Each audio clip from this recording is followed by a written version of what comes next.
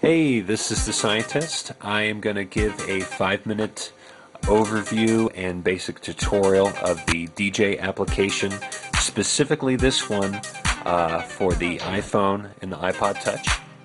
It is a Djay emulator, in this case specifically vinyl, but also has the best benefits of a digital DJ.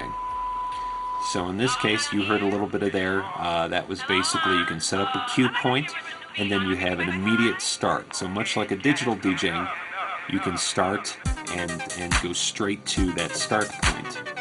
In this case, as you heard on the beginning part of that track, you can sort of tease in and go immediately hit the start button a couple times, and it'll come directly from that start point. Now you set up your cue points when you play any kind of tracks.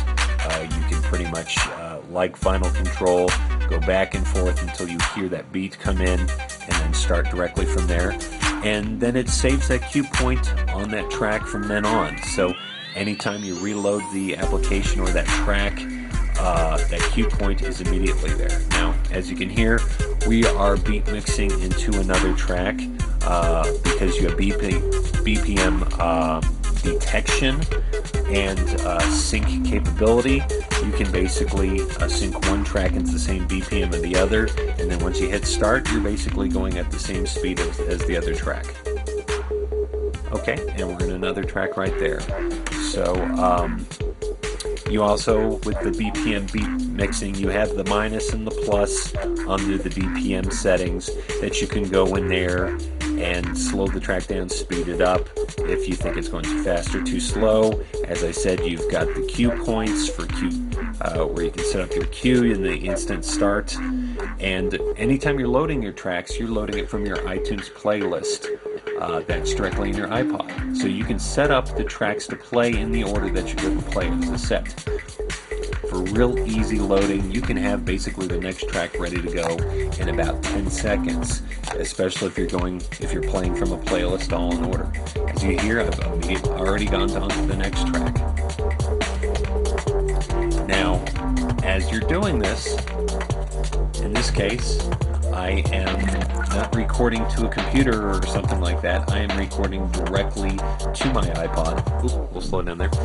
And you're recording an AIFF file, which is not terribly lossy. You can always convert that to an MP3 later.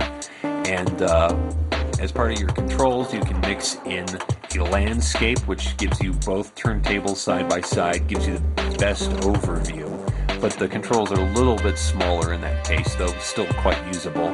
You can flip your iPod and then put it in a landscape view, so you only see one turntable, and you're recording that using controls of that turntable.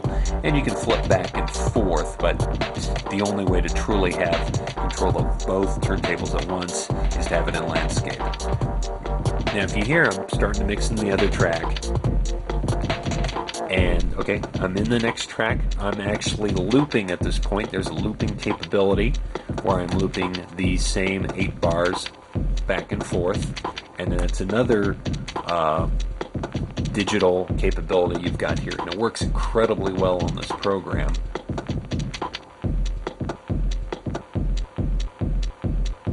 And now I'm looped out and going instantly into the track, which is recognizable, and I gave myself a much more big headway at the beginning because I was using the looping function.